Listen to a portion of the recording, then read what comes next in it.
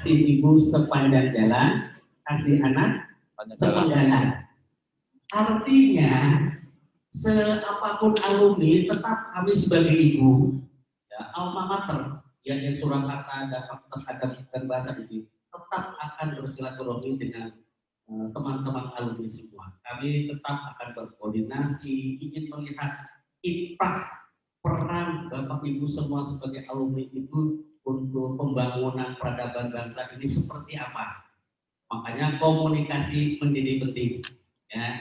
Jadi mohon para teman-teman alumni, kami sebagai ibu tetap mohon kerjasamanya dengan para teman-teman alumni. Dan alhamdulillah alumni Fakultas Adab dan Bahasa itu bukan hanya ada di dalam negeri saja, Pak Rektor. Jadi ada alumni yang bekerjanya di luar negeri, terutama yang di wisata Inggris. Jadi mereka bolak-balik Indonesia luar negeri, dan itu adalah memberikan inspirasi kepada teman-teman yang masih mahasiswa, bagaimana bisa ke sana, S2-nya luar negeri dan segala macam. Ini adalah bukti dari luaran, ya, luaran prodi, bagaimana para alumni bisa tersebar di berbagai lini kehidupan di Indonesia ini. Selanjutnya saya mohon Pak Rektor membuka acara Saresehan Temu Alumni ini dengan secara demikian. Sambutan dari saya. Terima kasih. Wassalamualaikum warahmatullahi wabarakatuh. Terima kasih atas sambutannya dari Dekan Fakultas Adab dan Bahasa Bapak Profesor Dr. Toto Suherto SAG MAG. Selanjutnya sambutan sekaligus pembukaan acara Saresehan Temu Alumni Fakultas Adab dan Bahasa oleh Rektor IAIN Surakarta Profesor Dr. Haji Mudover SAG MPD. Kami persilakan. Terima kasih. Assalamualaikum warahmatullahi wabarakatuh. Saya hormati para Wakil Dekan 1 Profesor Jito, Dekan 2 calon Profesor Ajak Sotik, para kapolri di lingkungan IAIN Surakarta, alumni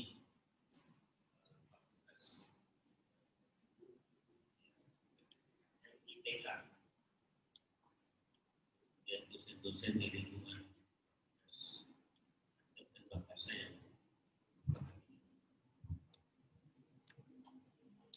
ingin menyapa di pagi hari ini bahwa alumni adalah keluarga besar stakeholder. Saya alumni ya tahun lama sekali. Saya melihat alumni yang sekarang ada di hadapan kita, generasi yang paling segar ya, oleh stabilitas nasional yang membuka ruang untuk maju dibandingkan zaman saya dulu. Beasiswa terbuka dalam memungkinkan mewujudkan ekonomi kreatif, kemudian terbuka pula akses pendidikan yang lebih mudah dijangkau. Kalau alumni ini adalah tinggal di Solo, maka sesungguhnya tersedia masa depan yang terbuka jika mau.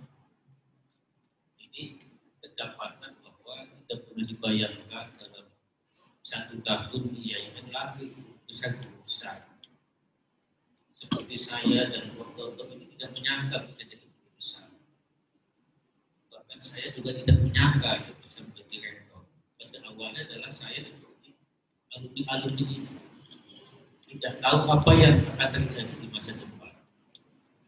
Yang penting adalah kita berinvestasi di bidang ilmu pengetahuan. Ini penting sekali, karena sekali Anda tidak komitmen, tidak setia pada kompetensi Anda, bidangnya berubah-ubah, maka seperti singa itu mengejar mangsanya. Kalau singa itu mengejar mangsa itu kan dari kerumunan sapi ya, itu yang kejar satu fokus, maka dia akan dapat. Kalau yang dikejar sapi banyak, yang lagi ke sana, karena ke sini, dia capek. Jadi fokus ini penting sekali. Dan usahakan lembaga itu sebagian besar untuk para alumni di Oxford ya, di berbagai negara di dunia termasuk Harvard, itu adalah bagaimana alumni-alumninya berkontribusi pada lembaganya, selanjutnya kepada dunia. Saya membaca yang ada sampai itu namanya Mahmadah, sampai si teman kamu ya, saya katakan Mahmadah. Siti Mahmudah yang di Inggris.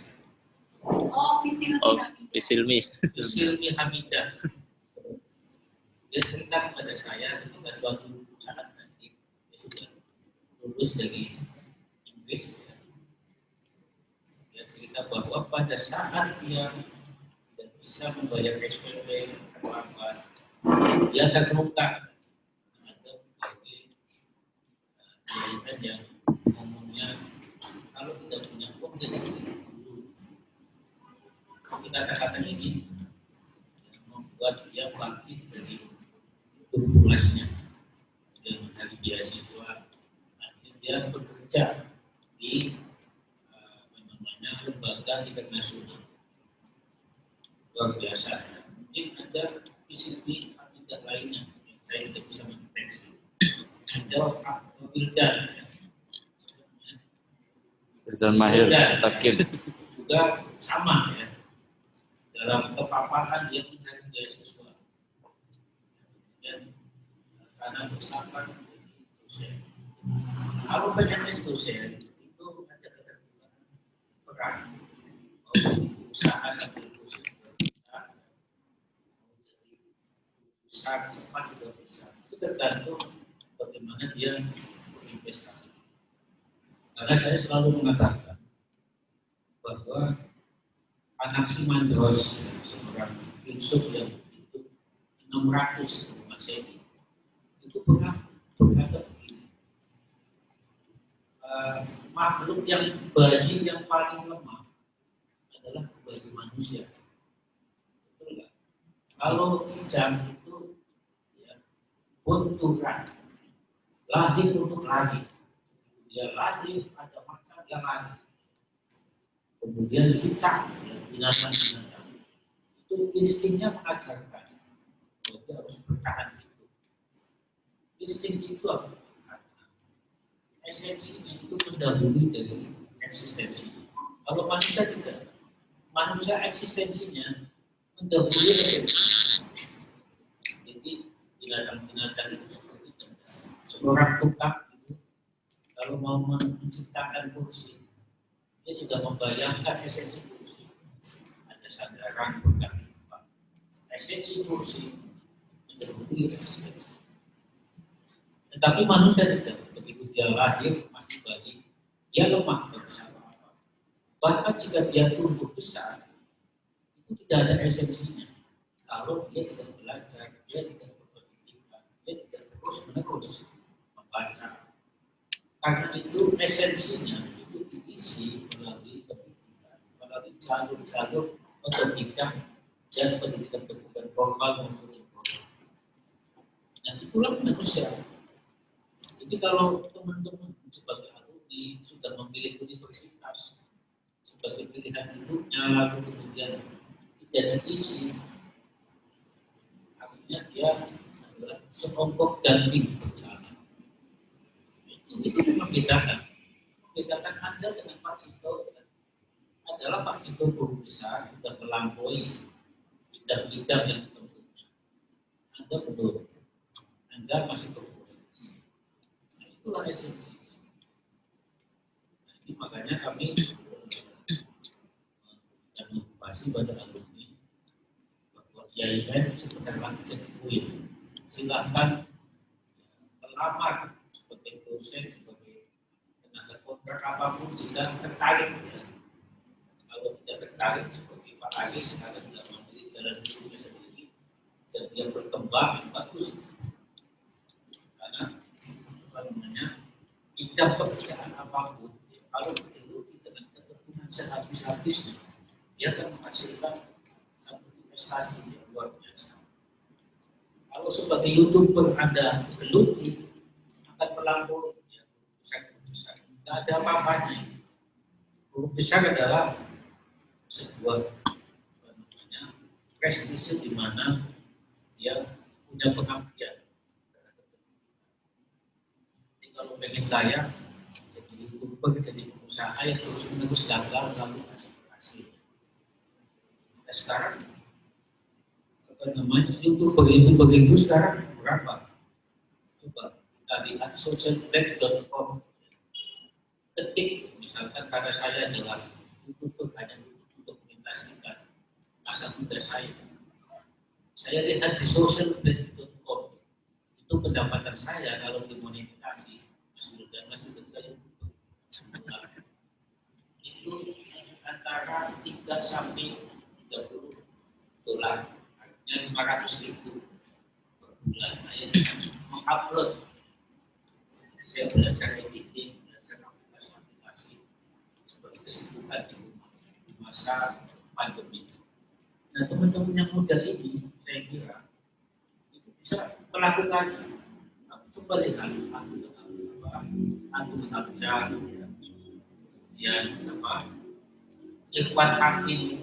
Saya lihat di socialblade.com pendapatannya berapa? Ratusan juta, 1 miliar ya.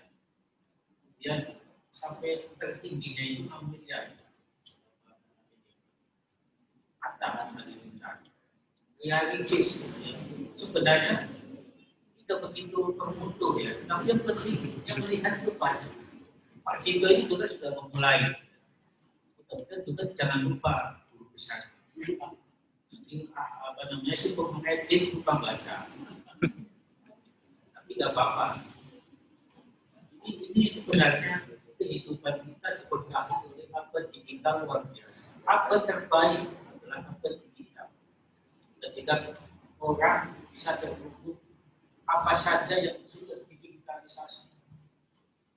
Jadi sekarang tidak ada orang pintar. Kamu bisa sangat pintar sekali kalau sehari-harinya bisa habis-habisnya itu membaca bidang yang dikuasai. Yang paling pintar hari ini semua punya akses yang sama.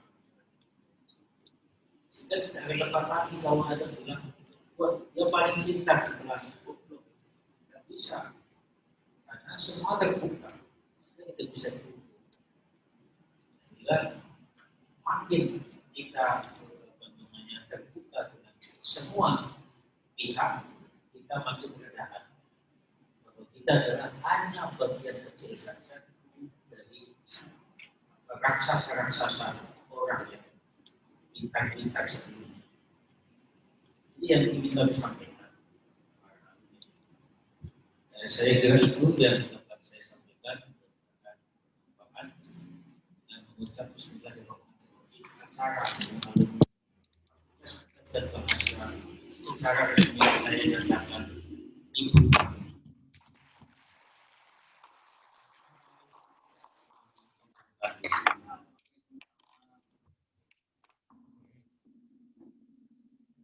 Terima kasih kepada Bapak Profesor Dr. Haji Mudovi SAG EPD yang telah membuka acara pada hari ini.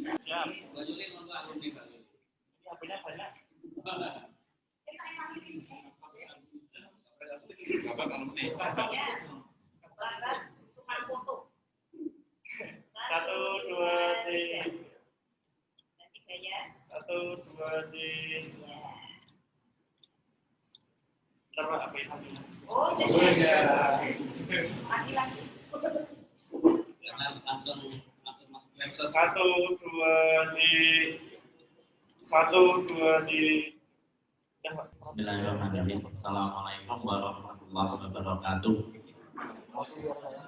Selamat pagi teman-teman semuanya. Selamat pagi para kakak dan adik saya.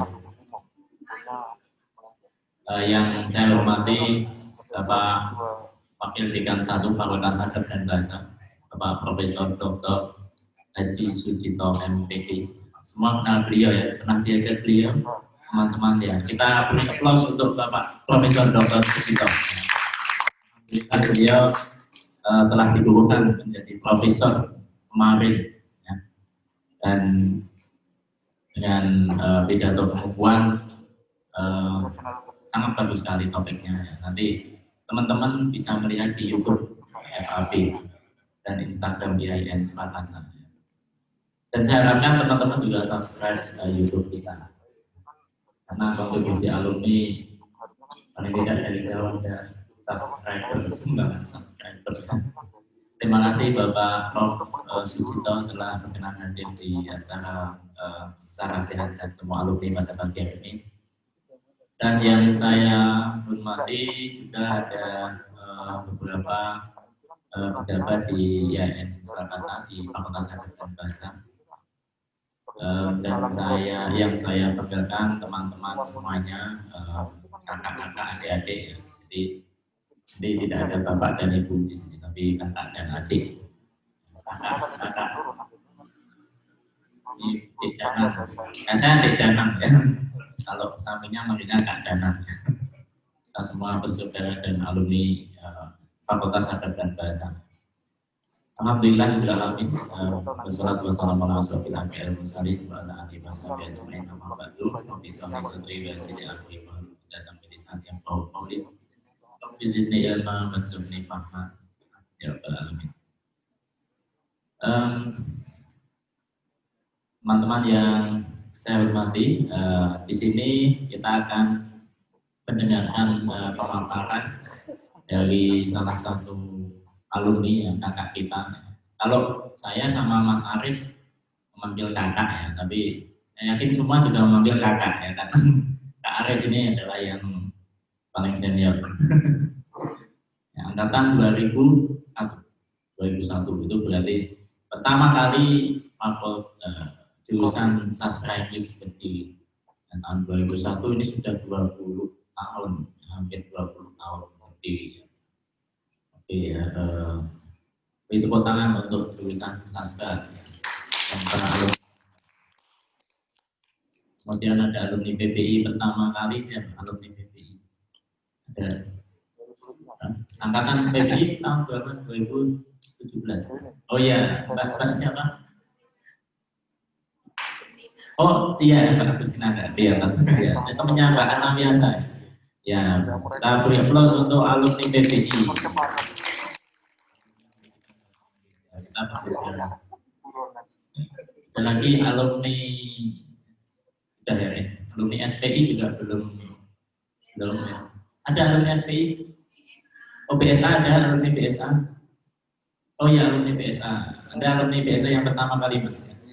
Ya, kita kasih aplaus untuk alumni BSA, Bahasa dan Sastra Arab. Alumni Tadris dan Bahasa Indonesia, ini juga masuk Fakultas Adab dan Bahasa, ada alumni TPI. Ya, Mbak, siapa? T atau K? Iya, ya. Tepuk tangan untuk alumni Tadris Bahasa Indonesia. Sudah lengkap. Ya, alumni SPI ya, karena memang belum ada alumni. Mudah-mudahan di periode yang akan datang sudah ada alumni yang kita menjadi keluarga besar Fakultas Adab dan Bahasa. Baik teman-teman yang saya hormati, pembicara kita ini sudah tidak asing lagi. Beliau adalah Mas Aris Adinata SSM SOS. Dia lahir di tanggal 21 April, sama dengan saya, selisih hari. Bintangnya Taurus ya pasti ya. Taurus. Kemudian alamat rumah di Mojolaban, Sukoharjo. Email pribadi adinata@aris@gmail.com. Kemudian pendidikan di S1 IAIN Jakarta, sastra Inggris. Kemudian pendidikan S2 di Universitas Negeri 11 Maret Surakarta. Beliau ini juga aktif sebagai kolumnis maupun penulis novel. Jadi kalau saya melihat Mas Aris ini kayak melihat Mas Andrea Hirata. Ya tidak tipis, tapi kita punya kebanggaan Mas Aris Adinata ini. Saya sering ketemu beliau dalam berbagai kesempatan dan dalam kesibukan yang berbeda. Kadang jualan, branding, jadi pembicara, kadang macam-macam. Sampai sekarang pun belum sempat catat nomor HP-nya karena mungkin relasi bisnis beliau banyak sekali. Baik, teman-teman, kita panggil dan kita beri aplaus untuk Mas Aris Adinata SSM. Mas Aris ngobrol.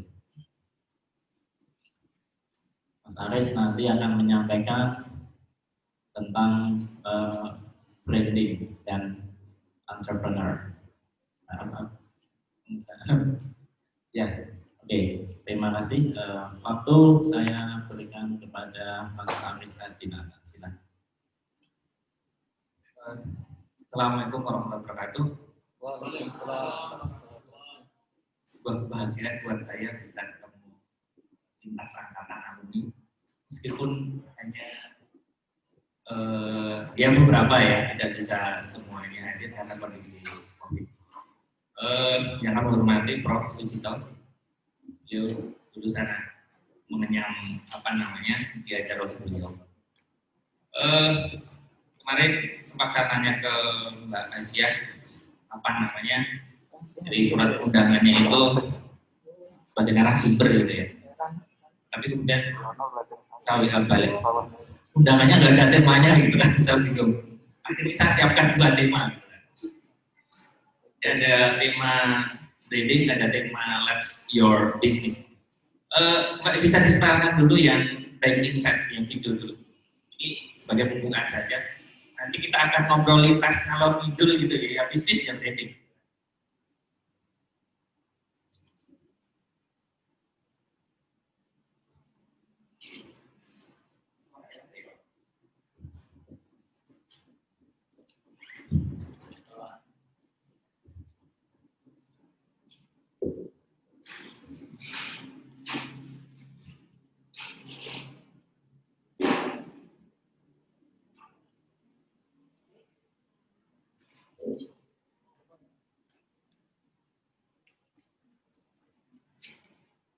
Nunggu teknis teman-teman, biar nanti saya enak untuk ngobrolnya.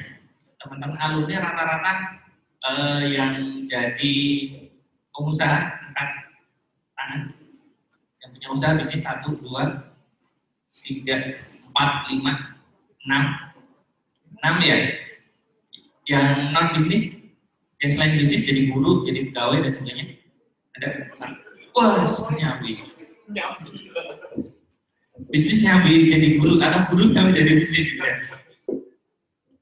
Ini ada Mas Tahira, Mas Purwanto, beliau ini underground-nya digital bisnis sebenarnya. Yang rambut gondrong ini, beliau luar biasa, ini ilmunya terkait marketing online. Jadi saya beberapa kali kontak konsultasi beliau juga gitu, saya muridnya Mas Purwanto.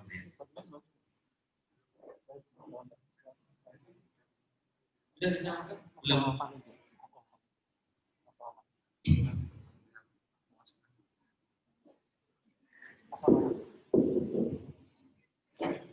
Gimana? Oh, ganti laptop.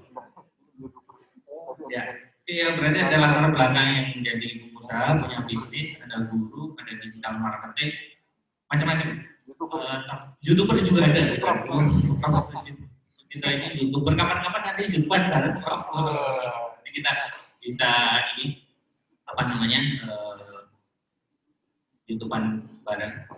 Nah, saya sedikit cerita dulu sebelum masuk ke materi. Jadi saya sekarang bergabung di IBAN namanya ya. IBAN itu Indonesia Brand Activist Network. Jadi kita ada di 30 kota, teman-teman pegiat brand lokal. Jadi kami punya visi, punya impian bahwa brand lokal harus bisa, brand lokal harus keren, brand lokal harus tampil. Nah, kami terhimpun di IBAN. Saat ini kita bergerak di 30 kota, kita sudah ada berbagai macam kegiatan, event maupun support untuk teman-teman brand lokal. Kami ada di Metro TV, kami ada di Solo Pos, kami ada di radio di Jogja, kami ada di radio di Bandung dan sebagainya. Kalau saya sendiri setiap hari Kamis teman-teman jam 3 sore di Solo Pos FM. Setiap Kamis jam 3 sore saya ngobrol tentang branding jam 3 sampai jam 4 di Solo Pos FM. Jadi kita nggak membuat episode ini. Nah, tadi saya disampaikan no brand no business. Nah, apa? Tadi kan sudah menyampaikan definisi brand dan branding gitu ya. Brand adalah merek dan segala apa yang di bahasa sederhananya brand adalah merek, kemudian brand kita tarik lebih luas adalah segala apapun yang dirasakan oleh konsumen itu adalah brand. Kemudian branding adalah memasukkan persepsi dalam ruang ingatannya konsumen. Nah, brand adalah janji, ide besar, harapan yang ada di benak setiap pelanggan tentang produk, pelayanan, atau apa itu? Atau perusahaan. Ini CEO-nya Amazon.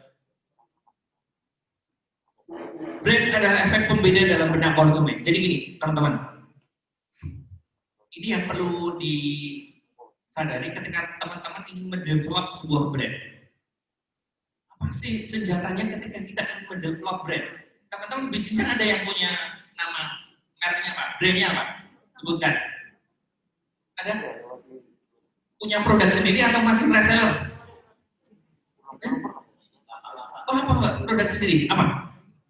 Make-nya satu ya? Kita sambil jalan-jalan.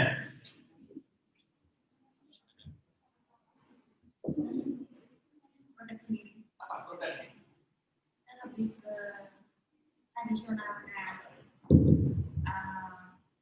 masker tradisional, kemudian masker tradisional. Masker? Ya.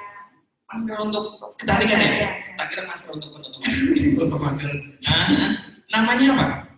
Suku asing. Apa? Suku asing. Suku asing? Suku asing. Suku asing. Masker terus apa lagi? Kemudian spa terapi. Body spa terapi dengan rempah-rempah. Bahan untuk spanya, aromanya itu ya? Terus? Dan beberapa yang produk-produk. Ya, luar biasa ya. Alumni kita punya produk sendiri, punya brand sendiri, namanya Suko Asing. Teman-teman yang mau spa di rumah nanti bisa beli bahan-bahannya di Suko Asing gitu kan. Cukup satu paket deh. Harganya berapa? Mulai dari 35.000. Mulai dari 35.000 teman-teman bisa spa di rumah tuh ya, aromanya nanti di kamar mandi pakai Suko Asing gitu kan. Itu sudah ya di bak mandinya dikasih air panas gitu ya untuk spa. Nah, apa sih senjata utama ketika kita ingin membangun brand Suko Asing?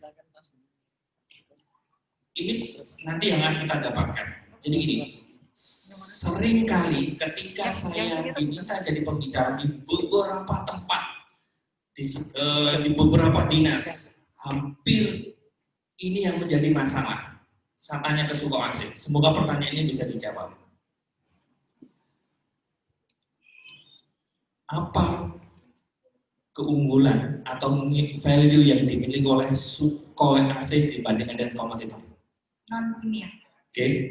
Produk yang lain punya nggak? Ada nggak? Pasti ada. Oke, terus? Sebutkan 3 keunggulan. Selain non-kimia, Non-kimia. Go green karena kita memanfaatkan bahan-bahan alam. Oke. Terus yang ketiga, yang terakhir, memanfaatkan produk lokal. Memanfaatkan produk lokal. Iya. Go green, produk lokal, terus satu lagi Non-kimia. non-kimia. Nah, inilah yang harusnya menjadi senjata kita sebagai brand owner ketika kita ingin membangun branding gitu, branding produk kita. Apa sih value dari produk kita? Kenali itu.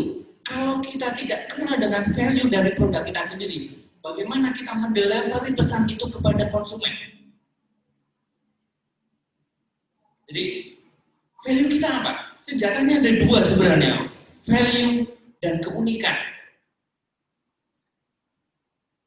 saya biasanya ketika ada workshop saya sampaikan, saya bertanya Mas, workshop branding ya, value-nya apa, keunikannya apa, kemudian pernahkah melakukan riset kompetitor?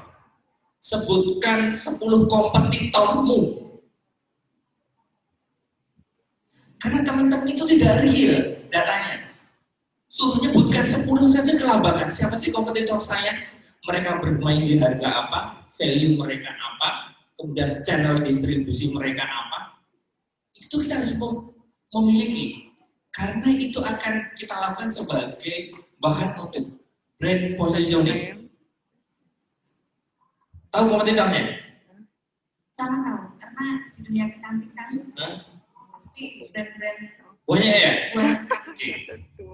Bisa menyebutkan 10? Bisa. Oke. Pertanyaan selanjutnya adalah bermain di kelas apa?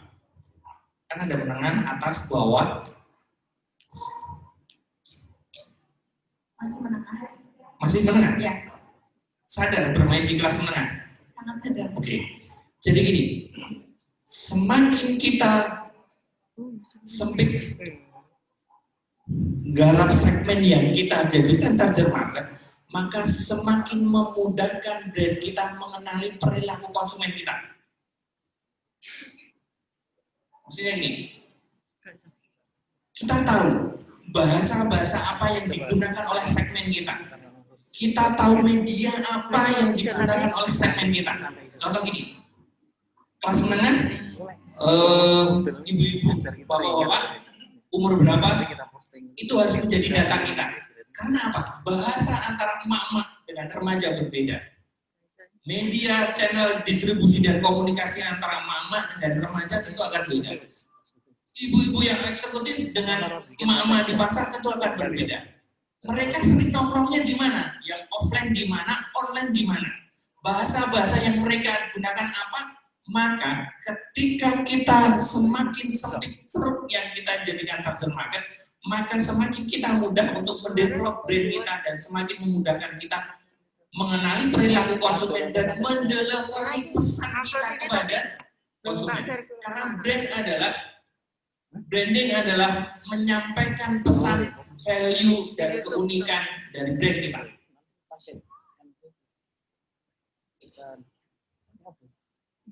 Tadi sudah saya sampaikan seluruh pengalaman yang didapatkan. Kemudian, nah, tujuan brand itu menciptakan persepsi. Sebenarnya persepsi apa yang ingin kita bentuk di benak konsumen kita? Apa sih kalau produk Suko Asih, apa sih sebenarnya persepsi yang ingin kita bangun? Produk kecantikan yang ramah lingkungan. Maka pesan-pesan, narasi yang kita bangun, brand adalah bagaimana kita membangun sebuah narasi atas produk kita. Brand adalah bagaimana kita membangun dan menyampaikan narasi kita. Brand adalah konsistensi. Kalau hari ini kita bicara Suko Asih adalah produk kecantikan yang ramah lingkungan, tetapi bulan depan bicara tentang produk kecantikan yang menggunakan kimia, maka itu akan menjadi bermasalah ketika kita akan mendevelop brand. Konsisten dalam membangun sebuah narasi dan konsisten mendelivery pesan itu kepada konsumen. Itulah branding.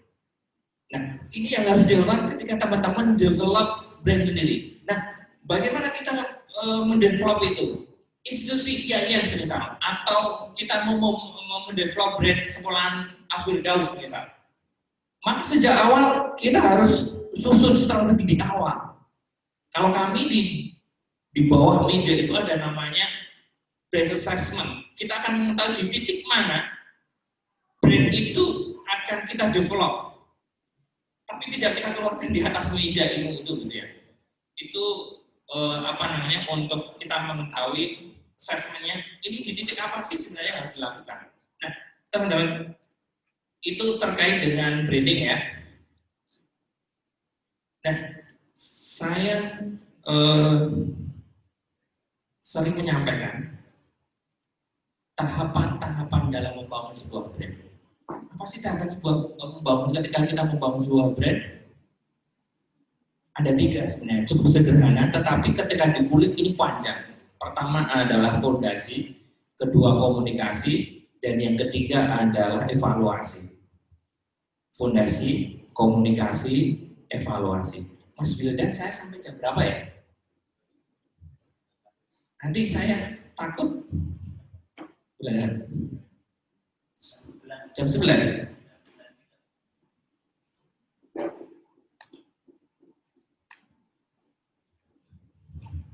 Sampai jam 11 ya, berarti masih ada sekitar, oh berarti materi sampai jam 10.30. Masih 30 menit, oke. Pelan-pelan. Fondasi, komunikasi, kemudian evaluasi. Nah, di fase fondasi ini sebenarnya yang sesuatu fundamental yang harus kita lakukan. Ketika kita mendevelop brand kita sebenarnya, kita harus melakukan apa itu yang disebut namanya fondasi brand. Salah satunya adalah bagaimana brand kita itu punya visi. Sebenarnya kita mau membangun brand kita, mau visinya apa sih? Apa? Situasi apa? Impiannya apa? Visinya apa? Ketika kita punya visi yang kuat, ini akan membuat kita ketika ada badai datang, kita akan bertahan dengan visi itu. Ketika kita berjalan dalam rangka mendevelop brand kita, visi itu jelas, arahnya ke sana, gitu kan. Saya ingin visinya apa ya? Wanita-wanita itu cantik, tapi cantik yang tidak merusak alam. Nah, contoh visinya. Itu visi kami. Kami ingin wanita Indonesia cantik tetapi yang tidak merusak alam. Contoh misalnya. Nah, ini salah satu fondasi yang harus kita bangun. Kita punya visi dalam brand kita. Nah, selalunya apa fondasinya? Teman-teman, ini yang perlu kita sadari. Saya beberapa kali mendampingi beberapa teman-teman pelaku usaha. Saya tidak sebutkan brandnya. Ada pelaku usaha soto. Saya sebutkan namanya usaha soto, tapi mereka tidak saya sebutkan. Soto yang omsetnya sehari itu sudah sampai 3-5 juta. Gede nggak sehari 3-5 juta? Soto loh ya. Kan lumayan 3-5 juta. Bikin soto 3-5 juta per hari. Kalikan saja kalau 30 hari berapa duit itu dengan jumlah karyawan sekian. Apa yang dilakukan oleh soto tersebut? Baru usia 1 bulan dia sudah berpikir untuk membuka cabang dan membuka cabang lah, bukan franchise. Langsung membuka 3 cabang. Karena apa? Dodol di sini saja saya dapat 3 juta, 5 juta per hari. Kalau saya buka 3 cabang berarti 3 kali 4. Pusat sama cabang 3. Kan lumayan tuh. Dibayangkan kan keren ya. Omsetnya segitu, 3 juta kali sekian. Nah, apa yang terjadi? Dalam waktu 3 bulan, brand soto tersebut tutup semua. Ini yang sering teman-teman tidak sadari. Bagi teman-teman pelaku usaha ya. Yang tidak sadari apa? Seringkali kita tidak melakukan pembakuan atau membuat SOP. Contoh ini. Ketika saya datang makan soto di tempat tersebut, hari Senin, rasanya A. Ketika saya minggu depan datang, rasanya ternyata jadi B. Minggu depannya lagi rasanya jadi C. Baru dari satu sisi rasa. Belum lagi pelayanannya. Kalau kita punya standar ketika mau membuka cabang, maka rasa itu harus sama semua. Pelayanannya dari pusat maupun cabang harus sama semua. Ketika datang, kemudian disapa, selamat datang, kemudian kita bersihkan mejanya, itu menjadi SOP yang jelas. Ketika SOP itu dibakukan dan itu menjadi kejelasan standarnya semua cabang, maka itu menjadi tanda-tanda bahwa kita siap untuk membuka cabang. Kalau sisi internal fondasi ini sering bermasalah, maka kita berarti belum siap membuka cabang. Kalau teman-teman suatu saat punya itu.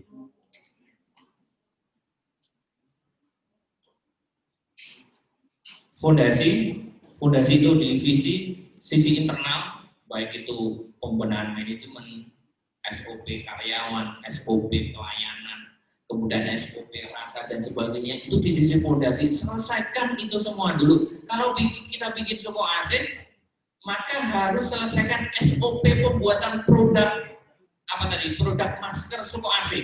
Karena apa? Yang mengerjakan tentu tidak akan kita terus. Karyawan nanti suatu saat ketika melakukan maka SOP-nya sama dan hasilnya yang dikeluarkan maskernya itu tidak akan berbeda-beda. Karena SOP ini jelas.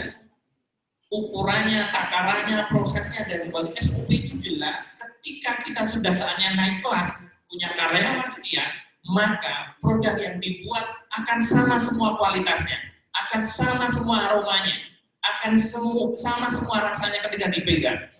Karena SOP-nya jelas. Itu harus dibenahi dulu di awal, sambil kita riset. Oh ini ya, gini masih otak-atik research misalnya gitu. Oh ini gunakan ini dan sebagainya. Sampai ketemu standar baku dan itu dijadikan SOP dan itu tidak akan berubah. Semua karyawan bisa melakukan. Itulah fase fondasi membangun sebuah brand. Dan kemudian fase selanjutnya adalah komunikasi.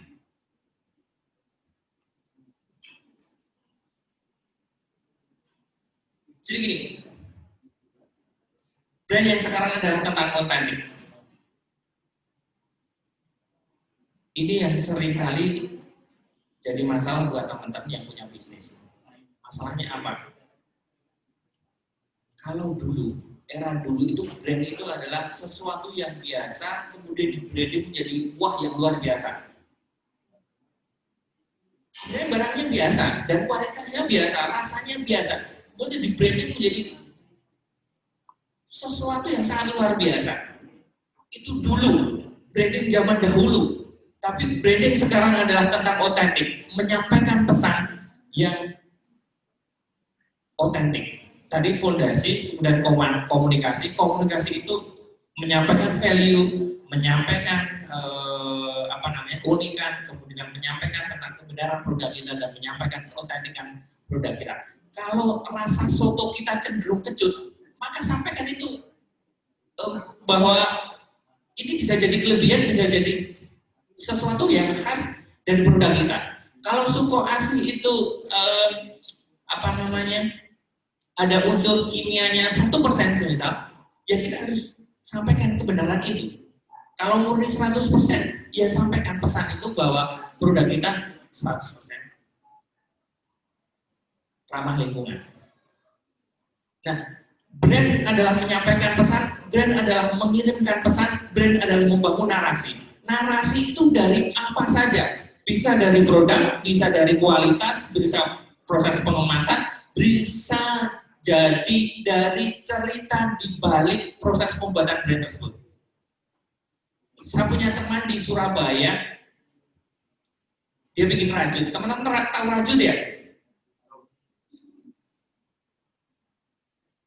Teman saya bikin rajut, tetapi yang disampaikan bukan rajutnya, bukan produknya, bukan kualitas produknya. Dia promosi, dia brandingnya itu bukan rajut. Hasilnya apa? Dia diajak pameran berbagai kota oleh dinas dan LSM untuk pameran di berbagai kota besar di Indonesia. Apa yang dilakukan? Narasi yang dibuat adalah produk ini dibuat oleh perempuan Gandoli.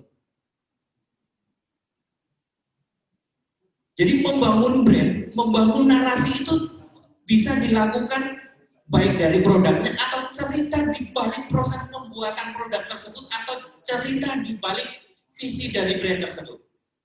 Contoh yang dilakukan adalah teman saya di Surabaya, narasi yang dibangun adalah narasi bahwa produk ini dibangun perempuan-perempuan Ganes Dolil. Produk ini bisa mengentaskan dari lembah keindahan menuju wanita-wanita yang produktif. Jadi membangun brand itu ya banyak cara, banyak hal yang bisa kita gunakan, banyak hal ketika kita ingin membangun sebuah narasi, baik dari produknya juga bisa kualitasnya, cara pengemasannya, packagingnya, kemudian narasi dibalik proses pembuatannya, produk tersebut. Nah, nggak tahu ya nanti ya kayaknya juga semoga suatu saat brandingnya juga digarap dengan baik, dengan kuat gitu kan. Jadi kita bangga jadi alumni IAIN gitu ya. Saya setiap kali juga bangga lulusan IAIN gitu ya. Saya sampai sekarang S1, ijazah S1 dan S2 saya belum pernah saya gunakan. Saya baru lulus S2-nya tahun kemarin ya saya. Saya sering ketemu dengan Pak Lutfi Argubi ketika kita di UNS ya, waktu Pak Lutfi ngambil S3 di linguistik ya. Linguistik saya sering, karena kita di gedung yang sama, di lantai yang sama, beda ruangan saja. Sering ketemu, sering ngobrol dengan Pak Lutfi. Nah, teman-teman, tadi sudah sampaikan tentang keunikan, tentang value ketika kita ingin membangun brand. Nah, ketika kita ingin mendevelop brand IAIN, apa sebenarnya narasi apa yang ingin kita bangun? Narasi dan value dari IAIN dibandingkan kampus yang ada di Solo itu apa? Keunikannya, value-nya apa? Itu harus ditemukan. Kalau nggak ketemu, kita akan delivery kepada masyarakat apa? Jadi pesan yang mudah dibaca dan itu masuk ke ruangan ingatannya. Nah, itu PR-nya stakeholder, Mas Wilda dan sebagainya gitu untuk membangun brand UIN nanti ke depannya, UIN Surakarta. Saya hanya dari luar mengamati, suatu saat bisa ngobrol-ngobrol gitu kan. FAB, branding FAB. Apa? Oh, logonya baru, yang bikin siapa ini? MSI? Apa? Oh, Mas, filosofinya ya? Oh, ada wayang, ada bunganya. Oh, orange warna kebataan. Ini termasuk yang namanya brand identity. Jadi warna itu brand identity. Ketika kita naik mobil keluar kota, ketika ada warna apa itu? Biru, kuning, merah apa ya? Saya lupa warnanya. 3 elemen itu kita pasti bukan, itu Indomaret, itu Alfamart. Dari jauh saja sudah kelihatan. Itu namanya brand identity. Jadi ketika kita mau bangun, banyak aspek yang di brand yang kita bangun, yang brand identity, brand positioning, banyak sekali yang harus kita lakukan ketika kita ingin mendevelop sebuah brand. Nah, brand yang sekarang adalah yang, jadi gini, kalau dulu, zaman dahulu, generasi terdahulu, itu adalah kemampuan kita bikin produk apa, kita baru bikin. Tetapi sekarang sudah dibalik zamannya. Konsumen butuh apa, konsumen penderitaannya apa, pain point-nya apa, bisa kita selesaikan dari brand kita apa. Eranya sekarang berubah, bukan bagaimana kita bisa bikin apa, kemudian kita akan menjual produk itu, tetapi adalah sekarang konsumen itu butuh apa, penderitaan konsumen sekarang itu apa. Ketika penderitaan itu bisa kita selesaikan, maka ketemulah itu brand kita di pasar. Brand kita mampu menyelesaikan pain point-nya apa? Oh, ternyata masyarakat di Jakarta butuh cepat, transport cepat dan sebagainya, bisa masuk-masuk dan sebagainya. Akhirnya lahirnya Gojek. Gojek itu mampu menyelesaikan permasalahan masalah perkotaan, transportasi. Dan sekarang apa? Bukan dulu ya, baru beberapa bulan saja kita menyaksikan bagaimana penderitaan masyarakat kita harus berada di rumah takut untuk cari jajanan, takut untuk membeli produk. Apa solusinya? Apa?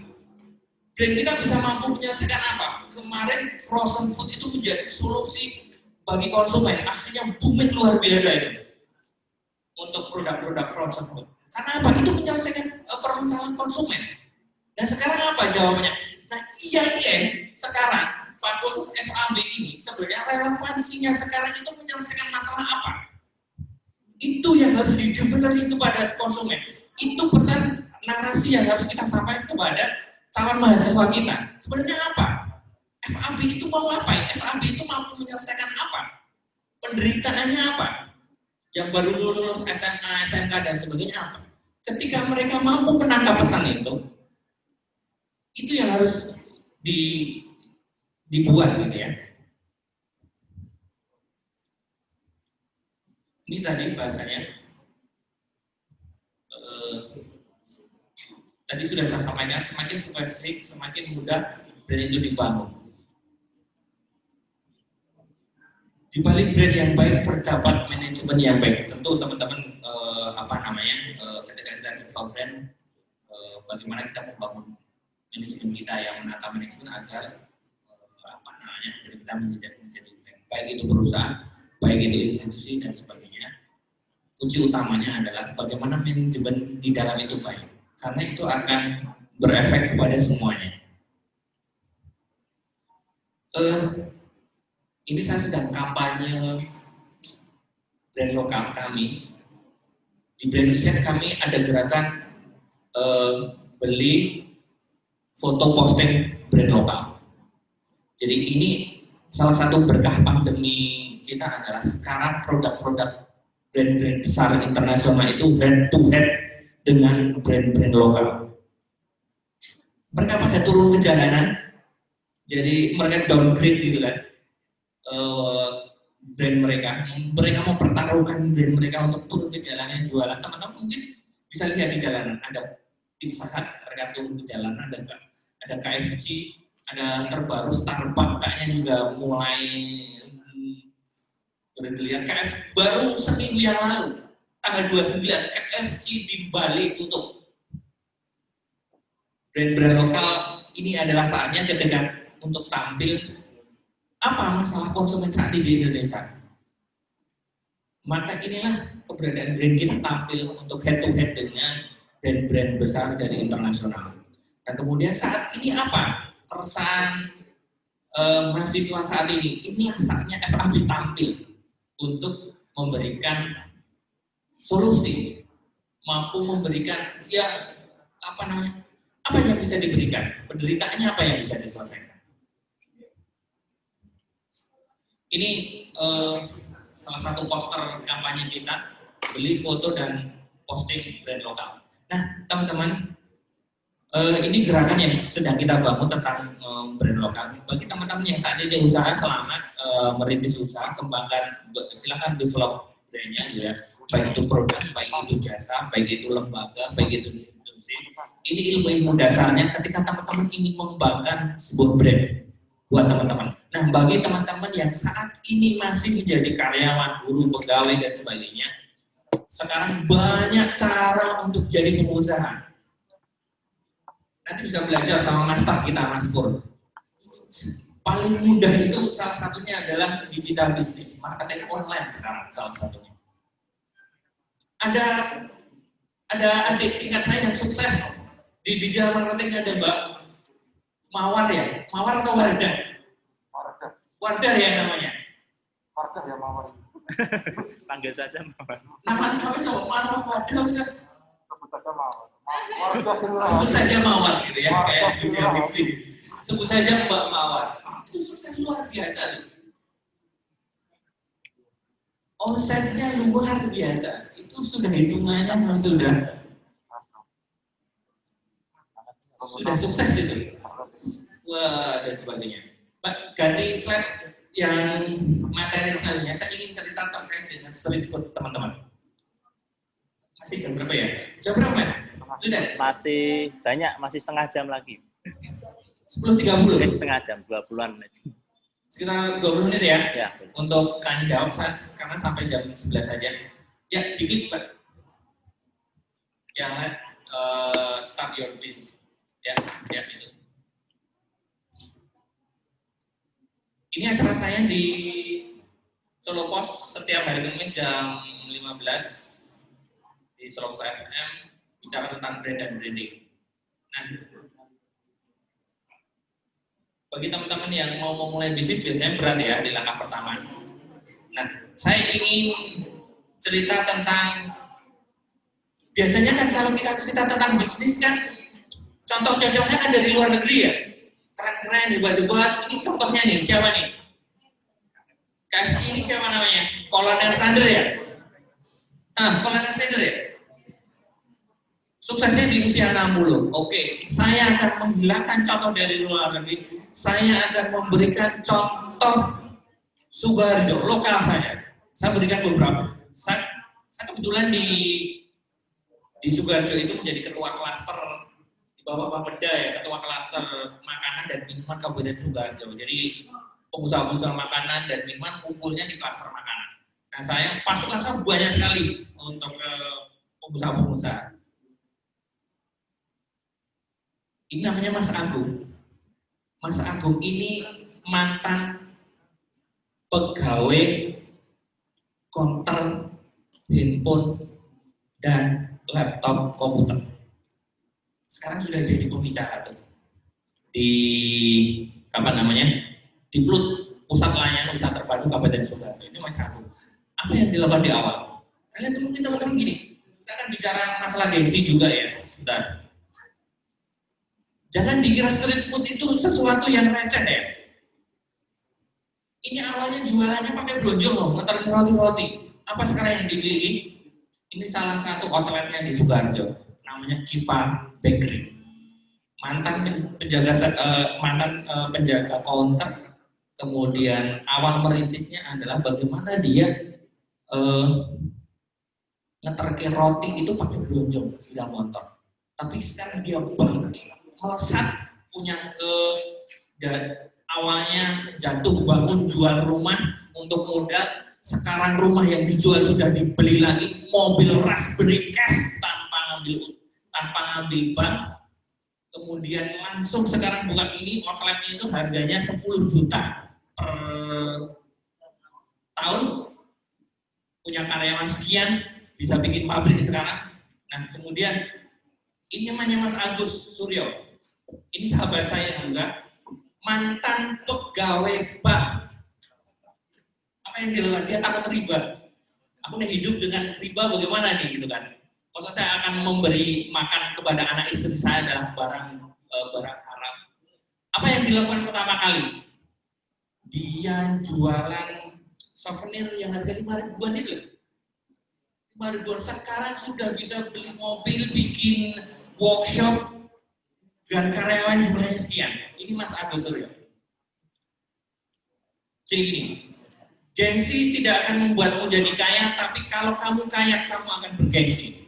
Oke, saya akan memperlihatkan teman-teman lihat ini street food. Mungkin kita agak bernada miring gitu ya terhadap street food.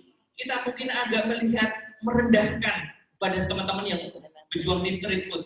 Saya pernah jualan di Ngarsopuro, ketemu teman-teman alumni sastra gitu, dari jauh melihat saya, tetap merendahkan itu bagi saya biasa saja, coba gitu ya. Street food ini, lihat teman-teman, mungkin teman-teman melihat street food itu sangat kosong, apa yang terjadi teman saya akan membukakan mata teman-teman terkait bisnis street food. Tahu ini teman saya namanya Jepri, jualan krepes, nama brandnya adalah Krepes Castello. Ini teman anak buah saya juga di klaster. Tahu krepes, makanan krepes tahu nggak? Suka krepes? Ini jualan di pasar malam. Pasar malam, dari pasar malam ke pasar malam. Apa yang jalan teman-teman? Saya perlihatkan, sekarang teman-teman kalau beli franchise-nya minimal 8 juta. Dulu dijual 15 juta, bahkan 30 juta. Jadi, jangan, ini ya, mungkin teman-teman tidak membayangkan bisnis di balik street food itu luar biasa sebenarnya. Ini sekarang, ya, ini waktu pameran di Sukoharjo, ini kami fasilitasi, karena kami pengurus klaster memfasilitasi waktu itu dapat dari dinas. Ini bentuk booth-nya. Sekarang minimal harganya berapa? 8 juta untuk kita membeli franchise-nya Krepes. Awalnya dari apa? Awalnya dari jualan di pasar malam. Model-model kayak gini jualannya. Ini pas di pasar malam dari satu kampung, tetapi apa yang terjadi? Sekarang dia sudah bisa beli mobil, beli perumahan di Solo Baru. Sebentar lagi kemarin bikin status cari tanah di daerah Sukoharjo untuk dibeli secara cash 100 juta. Di street food potensi besar. Dan teman-teman, jadi gini, saya ingin teman-teman yang ketika ini memulai bisnis atau saat ini sedang merintis bisnis, ini yang ingin saya sampaikan teman-teman. Gengsi tidak akan membuatmu jadi kaya, tapi kalau kamu kaya, kamu akan bergengsi. Mungkin orang lain akan menganggap rendah, mungkin orang akan mencibir, tetapi di balik itu nanti buktikan cibirannya. Ini street food potensinya, kalau ingin memberikan contoh banyak sekali. Contoh-contoh teman-teman yang sukses di street food. Nah, ini Krepes Castello saat ini membuka kebab Arabia, berapa nilai franchise-nya? Kira-kira. Baru buka perdana di Gentang, kemudian ini buka lagi satu di daerah Selugaru apa ya? Kemarin. Buka lagi satu. Harga franchise The Arabian kebab berapa? Ada yang bisa nebak? Kira-kira berapa? Franchise-nya harganya 15 juta. Franchise kebab. Intinya apa? Teman-teman tidak gengsi untuk jualan di pinggir jalan, kemudian dari satu bazar-bazar yang lain. Karena apa? Ketika itu mampu di scale up, bahasa teman-teman di pelatihan sekarang itu scale up gitu ya. Kita mampu scale up, itu kita bisa luar biasa gitu. Tinggal kemampuan kita ketika teman-teman sekarang alumni. Jadi gini, ini data yang terbaru. Tren anak muda sekarang itu bukan jadi PNS. Tren sekarang adalah keinginannya jadi pengusaha. Tren baru ini gitu ya. Dulu itu PNS idaman, sekarang enggak. Idamannya pengusaha sekarang. Teman-teman tahu, saya beri contoh lagi, yang pizza, Pentis pizza tahu enggak? Waktu itu sekretaris saya di Forum Lingkar Pena di organisasi kepenulisan, dia berdua bikin Pentis pizza. Sekarang franchise-nya berapa? Minimal 100 juta untuk teman-teman franchise beli Pentis pizza. Adik tinggal saya jauh gitu. Jadi bikin Pentis pizza. Saya tahu perjuangannya. Sejak kuliah dia sudah bikin makanan kecil-kecil dibungkusi dari satu kos ke kos yang lain, dia jualan dan sebagainya. Jatuh bangunnya kemudian bisa sukses bikin Pentis pizza. Nah, trennya sekarang anak muda yang model-model kayak Pentis pizza sekarang kayak gitu. Bisnis online juga teman-teman, warga mawar itu juga luar biasa. Tren sekarang ada bagaimana kita jadi pengusaha. Karena apa? Negara yang berhasil adalah negara yang minimalnya berapa persen yang akan saya lupa? 4% atau 8% itu adalah pengusaha. Ketika negara itu sekian persennya pengusaha, maka itu akan dikatakan negara yang berhasil membangun ekonominya. Yuk, mulai sekarang bagi teman-teman yang sudah berjuang menjadi pengusaha, keren, top. Teman-teman yang pengen buka sampingan, teman-teman karyawan, pegawai, guru, dosen, bisa usaha. Saya juga jadi pengusaha YouTuber juga bisa gitu kan ya. Jadi entrepreneur, jadi ya banyaklah peluang-peluang yang bisa kita lakukan. Tetapi teman-teman yang fokus di akademisi ya, itu bagian dari passion-nya kita hormati sama-sama. Jadi kita saling menghormati profesi masing-masing. Tapi karena kapasitas saya diminta bicara tentang jadi pengusaha dan branding, ya saya muji-muji pengusaha dong gitu. Nanti kan bicara tentang pendidikan, ya muji-muji tentang pendidikan gitu kan. Tergantung tema. Itu yang dapat saya sampaikan. Nanti masih ada waktu beberapa menit kita bisa ngobrol.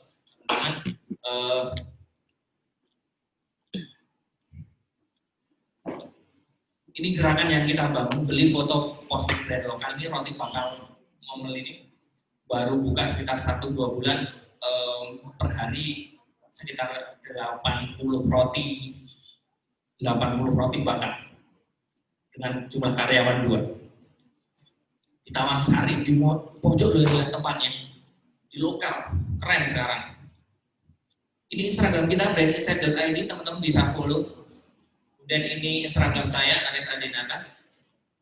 Dan terakhir, saya juga punya IG sedang saya kelola, infofranchise.id. Sekarang pertumbuhannya, followernya baru saya buat berapa bulan ini ya. Tapi dalam minggu ini pertumbuhannya cukup lumayan, per hari antara 5-10 follower. Jadi kita ingin membangun, nanti memfasilitasi teman-teman saya yang ingin memfranchiskan produknya.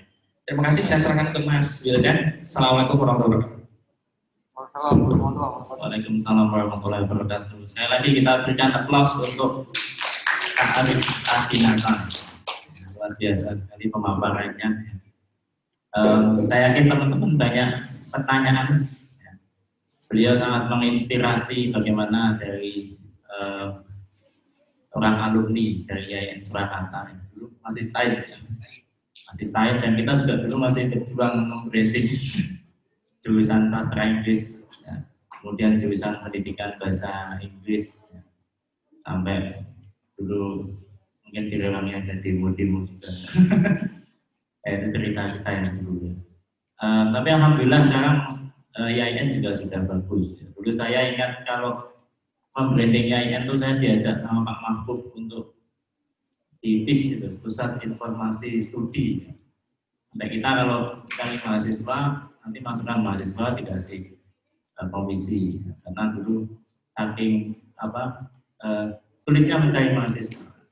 Tapi alhamdulillah setelah berubah status jadi IAIN, mahasiswa datang sendiri, dan kita dari penyampaian Pak Rektor bulan kemarin ini IAIN ini termasuk perguruan tinggi keagamaan Islam negeri terbanyak di Jawa Tengah dan nomor 2 se-Indonesia dari segi penerimaan mahasiswa baru. Ya. Tepuk tangan untuk IAIN Surakarta. Yang masuk IAIN pun diseleksi ya, dulu kita diajak untuk masuk. Ya, tapi itulah ya, karena semakin dikenal maka akan semakin kuat dan kokoh, dan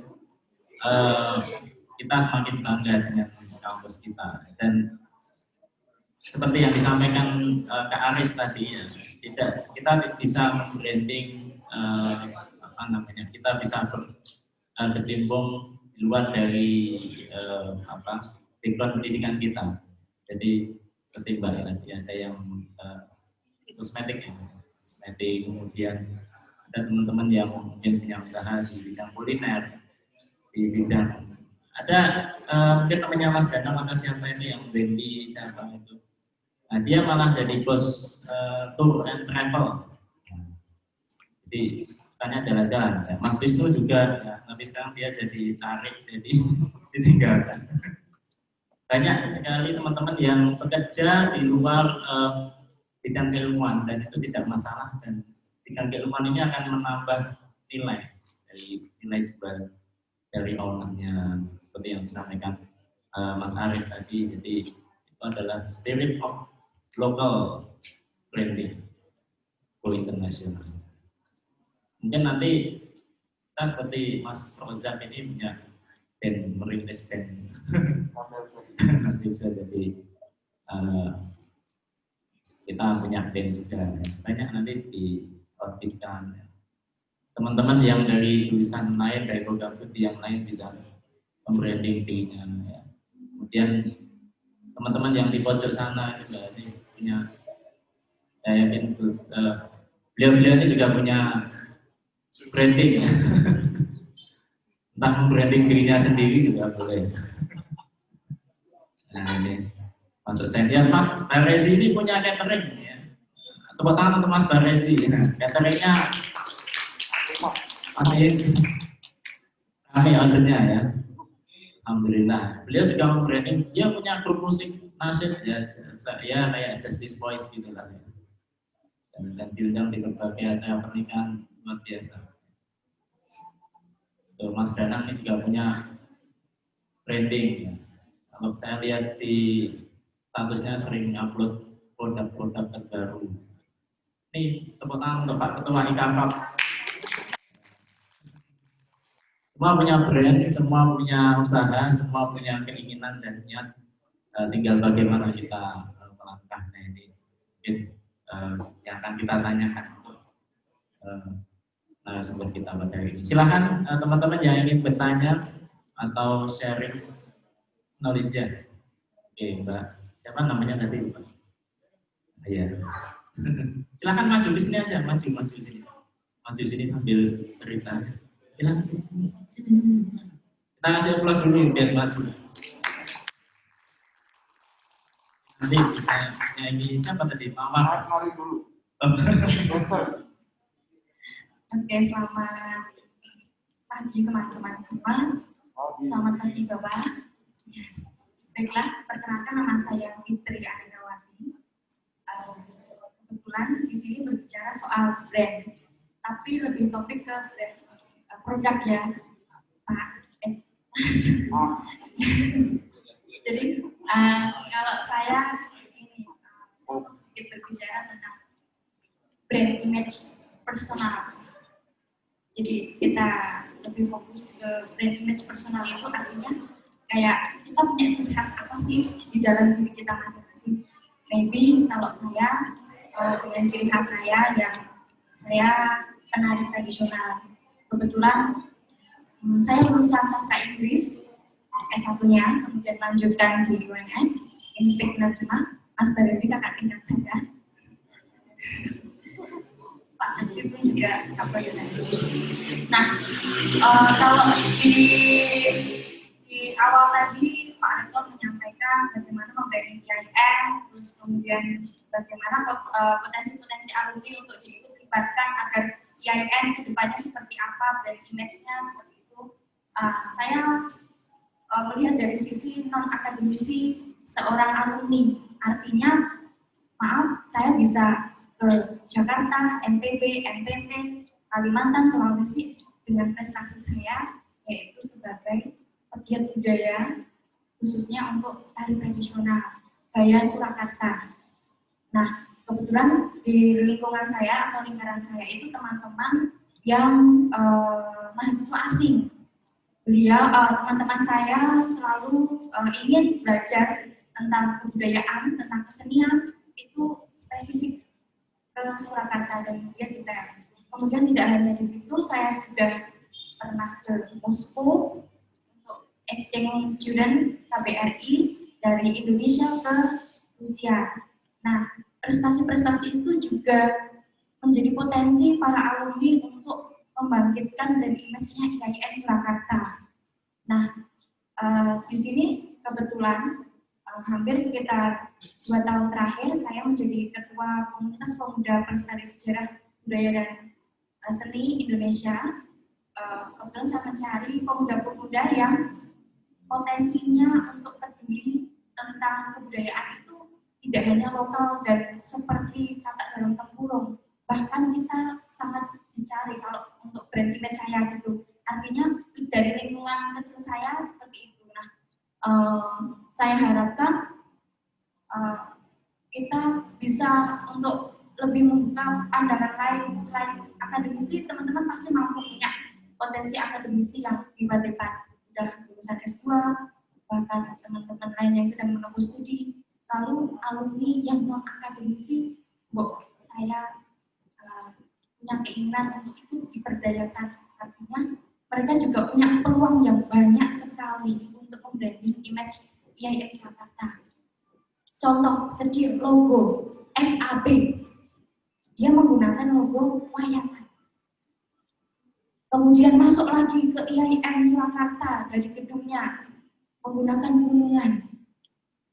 Filosofinya, kontribusinya terhadap Surakarta itu seperti apa? Pasti tidak akan jauh dari lingkungan kebiasaan budaya, kesenian, dan lain sebagainya. Dan itu ciri khas.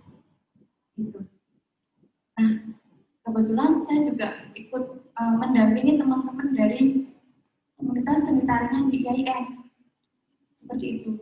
Jadi sampai sekarang saya masih bergerak di bidang kesenian kebudayaan. Dan tidak hanya kebudayaan seni tari saja, contohnya dari teater.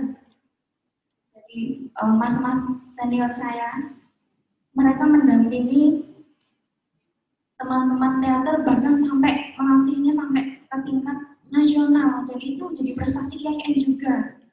IAIN Surakarta. Ditanya alumni mana Mbak? IAIN Surakarta. Apa relasinya sama kebudayaan sama seni? Ada pasti relasinya, karena menurut saya 7 teori tentang kebudayaan termasuk seni, budaya, bahasa, religi ada di dalam situ. Kalau tidak percaya silahkan dicari 7 teori kebudayaan. Begitu. Jadi saya mohon izin, artinya saya ingin speak up di sini. Please tolong akademisi good, tapi tolong lihat dari sudut pandang yang lain. Kita juga bisa membuat IAIN jadi brand image yang internasional dari sisi seni, budaya, bahkan sejarahnya. Karena jangan hanya secara bangunan fisik saja, tapi prestasi-prestasi kami para alumni sudah internasional pun dilirik juga. Begitu saja dari saya. Mohon izin, mohon maaf. Assalamualaikum warahmatullahi wabarakatuh. Wassalamualaikum.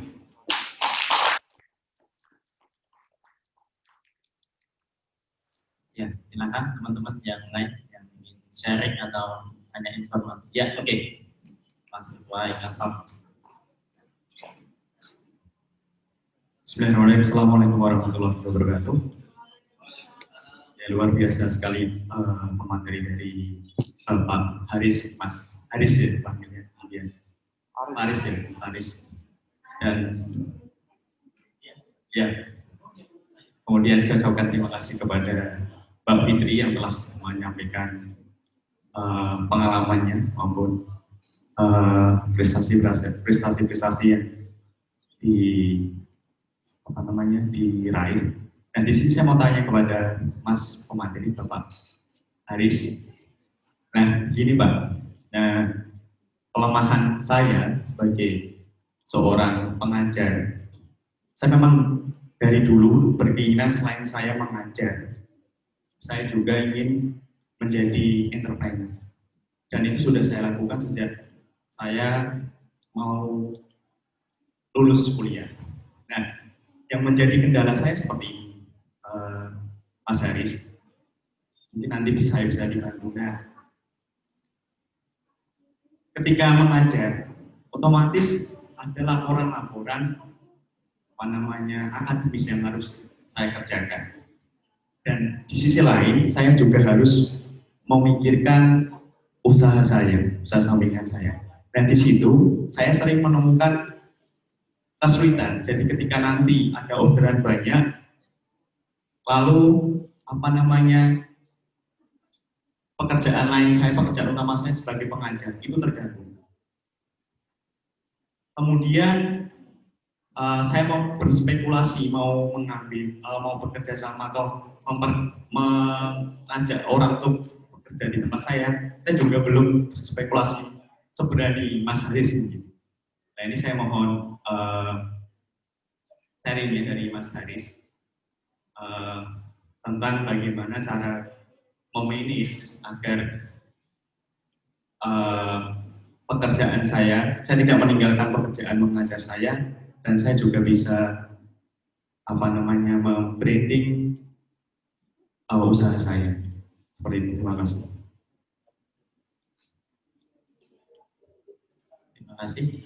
Monggo langsung dijawab saja. Jadi sama dari Pak Fitri, anak luar biasa, sukses. Terus Mas Dana. Jadi ilmu branding itu bisa digunakan banyak hal. Satu, personal branding lebih tepatnya. Bisa personal branding, bisa branding bisnis, bisa branding institusi, city branding, dan sebagainya yang saya sampaikan tadi. Dan terkait dengan manajemen waktu dan sebagainya. Jadi gini, ini yang sering kali ditanyakan di sesi-sesi, Mas saya itu pegawai, Mas saya itu guru, Mas saya itu karyawan. Iya, yang mengelola waktu nih. Gitu kan. Jadi gini, perlu diingat bahwa kita juga harus bertanggung jawab kepada diri sendiri dan bertanggung jawab kepada pekerjaan kita. Itu kunci utamanya dulu. Kalau kita tidak mampu bertanggung jawab dengan pekerjaan utama kita, maka suatu saat kita akan tidak bertanggung jawab dengan bisnis kita. Oke? Jadi aturlah waktu yang itu memang tidak membuat merugikan tanggung jawab utama kita. Contoh, ada beberapa teman-teman pengusaha jualan online yang dia guru tapi mampu melakukan manajemen waktu yang baik. Contoh gini, dia ngajar Senin sampai Jumat, maka dia akan menerima orderan Senin sampai Jumat, tetapi diberi keterangan pengiriman setiap hari Sabtu. Maka selesai permasalahannya. Dia bisa meninggalkan pekerjaannya karena dia ngajarannya Senin sampai Jumat. Maka pengiriman, dia beri keterangan pengiriman setiap Sabtu. Maka semua ditumpuk dulu, di packing dan sebagainya, didata, Jumat malam mungkin atau Jumat sore dikerjakan, Sabtu baru dikirim. Jadi bagaimana kita mengelola waktu saja, kemudian memberi keterangan juga kepada konsumen. Ini yang bisa kita lakukan ya, kalau kita sebagai pengajar, tapi kemampuan kita melayani konsumen di hari Sabtu Minggu ya sampaikan kepada konsumen. Pengiriman hari Sabtu, pengiriman hari Minggu, dan sebagainya. Tetapi ketika sudah besar, itu menjadi sebuah pilihan. Pilihan ini maksudnya gini, tetap ngajar, atau nyambi, atau memilih salah satu. Gitu kan. Mawar itu adalah tipe orang yang memilih salah satu untuk jadi pengusaha dan meninggalkan jadi pengajar. Dulu ngajar di Papua ya, bener ya, ngajar di Papua dan dia tidak, kalau bahasanya kelasnya bawah sekarang hitung-hitungan saja gitu, hitung-hitungan. Gajimu piro gitu kan, sebulan piro gitu, itu hitung-hitungan. Guru piro gitu, contohnya. Nah itu pilihan ya, nanti ke depan ya. Tetap nyambi, oke, kita bisa ternyata mengelola waktu. Saya punya teman, dia pegawai rumah sakit daerah, saya tidak sebutkan rumah sakit daerah apa, tapi dia mampu mengelola bisnisnya dan bahkan mampu mengelola karyawannya, tanpa dia meninggalkan status sebagai karyawan PNS di rumah sakit. Dia punya BMT, karyawannya ada 10-15, dia punya kontraktor, karyawannya ya sekitar tukang dan karyawannya mungkin sekitar 10-15-an. Dia bisa, karena apa? Dia mampu mengelola itu. Ini pilihan. Pilihan masing-masing ya, mau tetap nyambi, pilih salah satu, ya monggo terserah. Itu nanti konsekuensinya ya kita sendiri yang mampu menentukan. Nanti monggo itu pilihannya Mas Dana, ingin tetap ya dua-duanya, atau yang satu ternyata cemburu ya nggak tahu nanti ya. Nah itu harus jadi ini ya. Ya, terima kasih atas pencerahannya Mas Haris. Ada tambahan? Sudah. Oke, monggo. Silakan teman-teman ya. Silakan Mbak. Sebutkan nama dulu ya, kenal teman-temannya. Assalamualaikum warahmatullahi wabarakatuh. Waalaikumsalam. Oke, perkenalkan nama saya, kalau nama tuanya, nama alumninya itu Wahyu, tapi kalau nama pas di kampus itu TW, nama tenarnya ya. Kalau yang angkatannya saya, Mbak Kurnia itu sudah paham saya. Saya dulu juga pernah diajar sama Pak Wildan ya Mbak. Oke, saya di sini mau menanyakan terkait pemasaran ya Pak.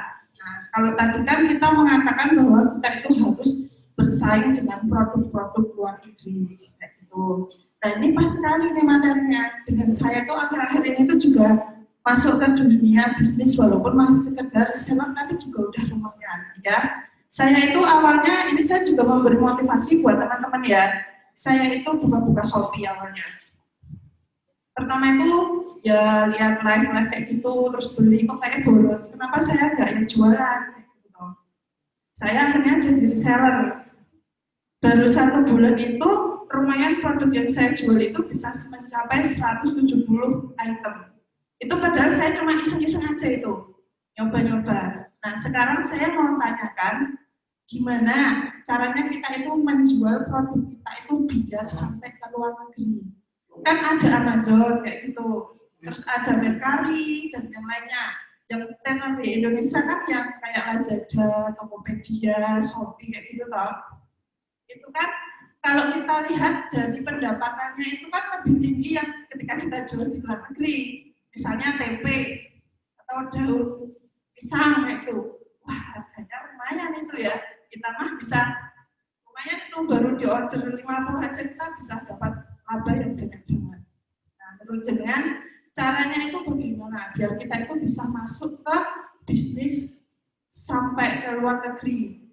Otomatis nanti kalau masalah penggunaan bahasa kan kita bahasa Inggris ya, saya lulusan bahasa Inggris. bisa kepake gitu loh ya. Jadi tidak hanya teaching saja. Jadi lulusan IAIN itu bisa juga bisnis juga menggunakan istilahnya itu pesangon bahasa Inggris yang mudah diajarkan kayak gitu ya. Mungkin ada solusi ini, saya benar kepo ini bagaimana caranya jualan di market Amazon atau gimana gitu. Terima kasih sebelumnya. Wassalamualaikum warahmatullahi wabarakatuh.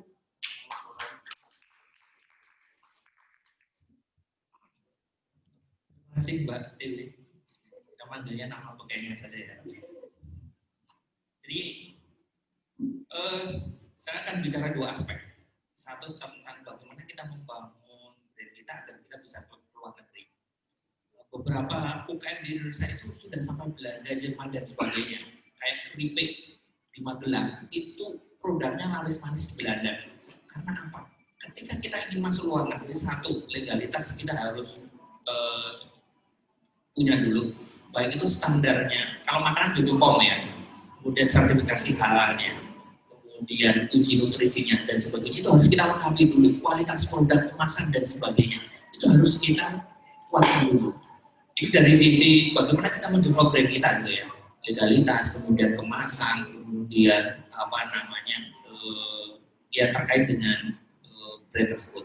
Nah dari sisi marketing, jadi gini ya, ilmunya berbeda-beda, branding, marketing, selling, orientasinya berbeda. Branding itu hanya sekedar bagaimana konsumen sadar tentang keberadaan kita. Branding itu hanya bukan hanya, branding itu orientasinya adalah memasukkan brand kita di pengingatannya konsumen. Marketing beda lagi ilmunya. Nah, bagaimana kita bisa jualan di luar negeri itu nanti salah satunya adalah lewat digital marketing. Nanti ada masternya Mas Purwanto, nanti suatu saat ada kelas digital marketing, suatu saat ada sesi tersendiri. Jadi saya punya teman di Sukoharjo, dia jualan kulit itu ke luar negeri terus. Hanya awalnya itu lewat blogspot gratisan. Mas Suryo yang kemarin saya katakan, kalau teman-teman lihat siaran persnya di Wakil Presiden Indonesia yang wayangnya itu produk UKM Sukoharjo. Wayang background yang di belakang itu produknya Mas Suryo, Wakil Presiden RI Indonesia. Dia kirim ke luar negeri juga. Ada saya punya teman lagi namanya Mas Abbas. Dia hanya menggunakan keyword-keyword tertentu yang itu dicari oleh luar negeri. Ini permainan keyword ya di digital marketing. Dan ordernya dari luar negeri, dari India, dan sebagainya. Lembaran kulit mentah kayak ini, dia ribuan kemarin dapatnya dari Zimbabwe atau dari India saya lupa.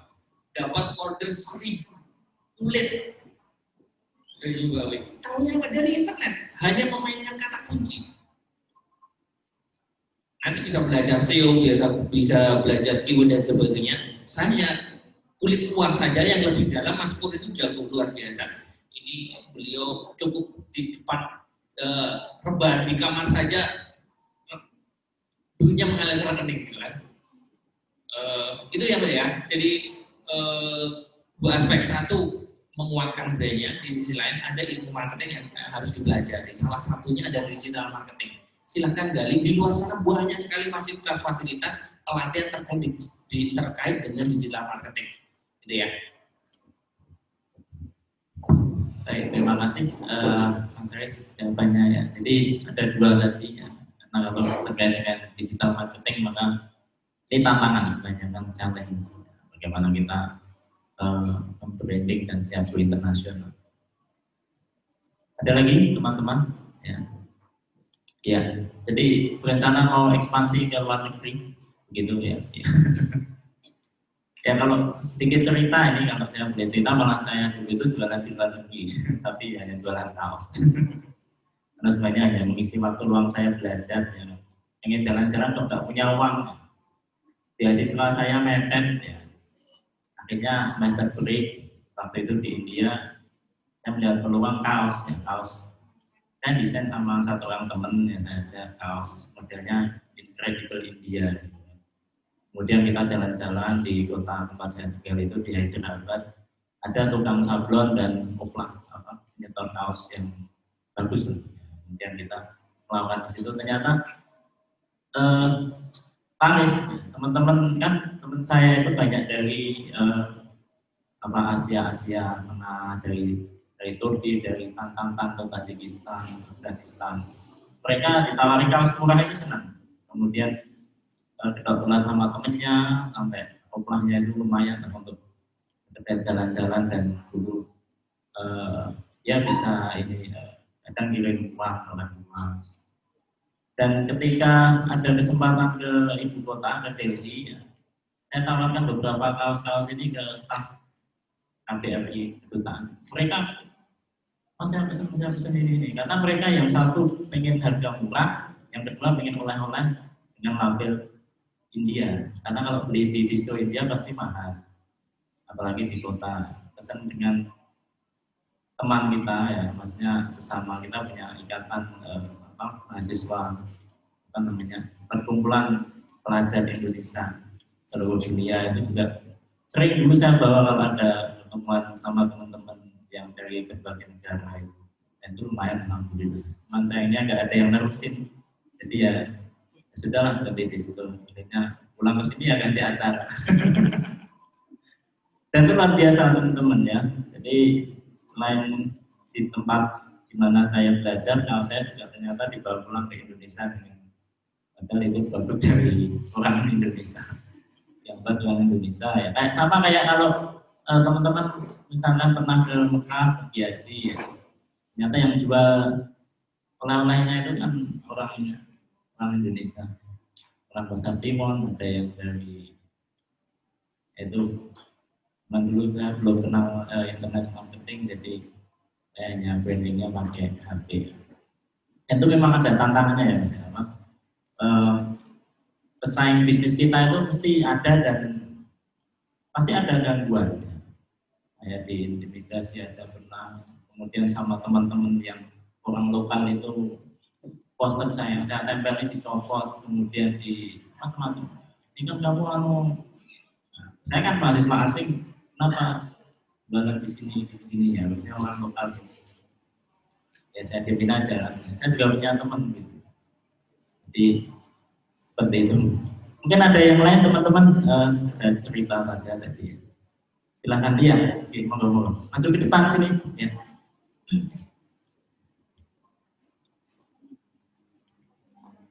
Silakan perkenalkan nama dan brandingnya kalau sudah ada. Assalamualaikum warahmatullahi wabarakatuh. Nama saya Tania. Di sini saya ingin menanyakan, karena tadi saya tertarik sekali dengan franchise ya, yang katanya hampir sampai 15 juta atau lebih. Nah, itu kan saya juga mempunyai beberapa brand yang mungkin belum terlalu terkenal. Nah, tapi ada beberapa teman saya itu yang tertarik untuk bagaimana kalau franchise aja. Dan tapi saya sendiri belum mengetahui bagaimana sih franchise dan lain-lain. Nah, mungkin Pak Aris bisa memberikan tips bagaimana cara membuat franchise dan lain-lain. Dan kebetulan salah satu brand saya itu adalah Sri Jamu ya. Sri Jamu. Iya, jamu. Botol. Jadi itu kalau di daerah rumah saya yang di Nogosari, itu biasanya kan dijualnya keliling, jadi ada orang yang ngambilin gitu, terus nanti dijual keliling dan online gitu. Nah, ada orang yang jualin sendiri, nah gitu. Nah, gimana cara kita men-franchise-kan dan biar gimana ya? Biar ada, kan kalau jamu itu beda orang yang bikin, beda rasanya. Gimana cara kita membuat konsistensi tersebut? Terima kasih.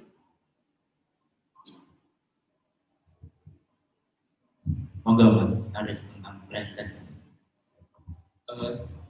Nanti kalau bicara franchise karena Bapak SKSI pagi. Nanti memperdalam Japri ya. Jadi intinya gini, saya sedang develop platform ID infofranchise.id juga. Banyak sekali yang DM ke ID saya,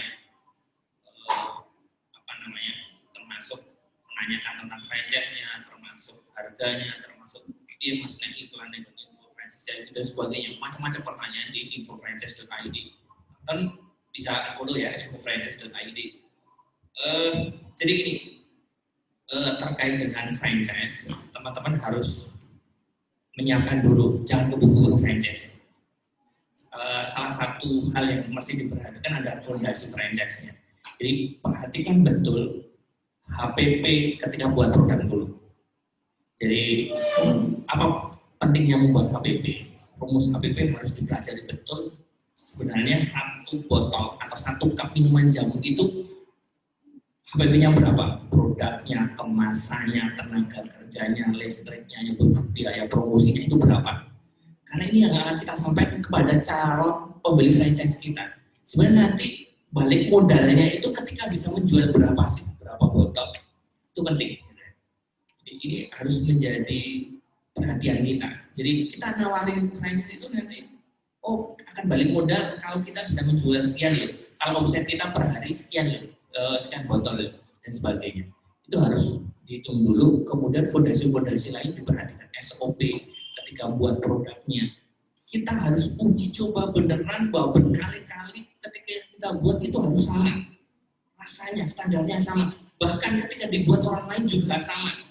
Ketika kita akan bikin franchise-nya, kemudian desainnya, kemasannya, dan sebagainya harus diperhatikan. Sampai dengan yang terakhir adalah ketika kita mengajukan bahasanya itu proposal franchise itu, beberapa lembar itu, kita tawarkan sesuatu yang jelas.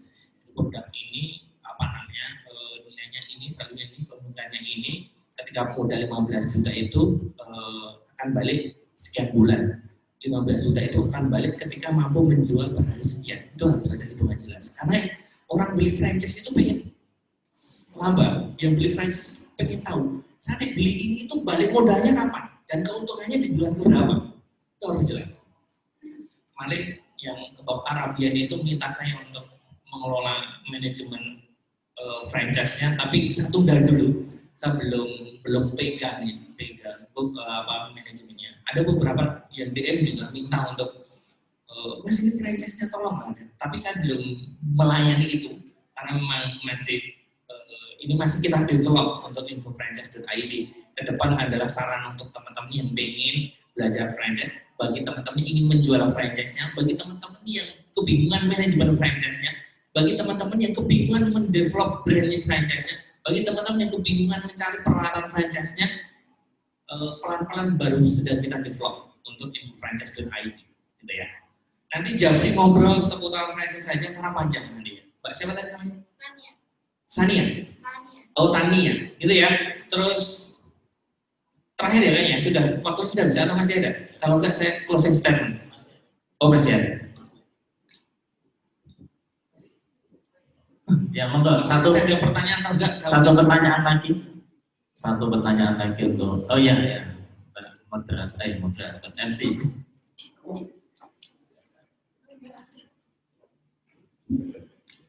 Bismillahirrahmanirrahim. Assalamualaikum warahmatullahi wabarakatuh. Terima kasih atas waktu yang diberikan oleh Pak Aris. Di sini saya, Nurisna Wulan Agustin, ingin menanyakan tentang tadi Mas Danang tentang online gimana manajemennya. Kebetulan saya dulu waktu kuliah megangnya online saja. Tapi setelah selesai kuliah S2 ini, saya merapat ke offline. Jadi jualan frozen food, persewaan grill, dan juga jualan sosis bakar seperti itu. Jadi ada tiga jenis seperti itu. Nah, kemarin sebelum saya ini aktif mengajar, saya bisa pegang sendiri dan alhamdulillah sudah langsung jalan. Tapi karena ini saya ngajar dan sekarang ada kesibukan mengajar, jadi manajemen untuk offline-nya itu saya kebingungan. Untuk mencari orang sudah saya mulai, tapi ternyata tidak segampang yang saya pikirkan. Jadi ditunggu orang itu gak laku sama sekali. Jadi saya kebingungan gimana cara untuk membuat usaha saya itu tetap sustain, walaupun saya tidak nungguin seperti itu. Tidak nungguin, ya saya memantau tapi tidak nungguin seperti itu. Terima kasih, mohon pencerahannya. Wassalamualaikum warahmatullahi wabarakatuh.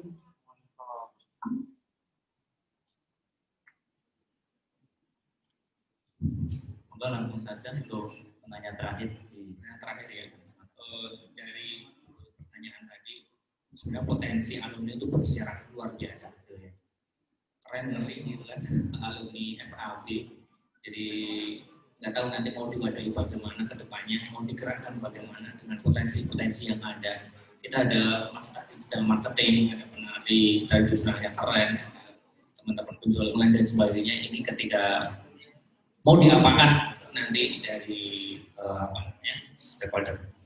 Nah, terkait dengan manajemen waktu, tadi saya sama Mas Danang juga, ini terkait dengan pilihan juga ya nanti ke depannya. Gitu ya. Jadi ini, bagi saya, nonsen kalau bisnis jalan, pemilik jalan-jalan. Nonsen bagi saya.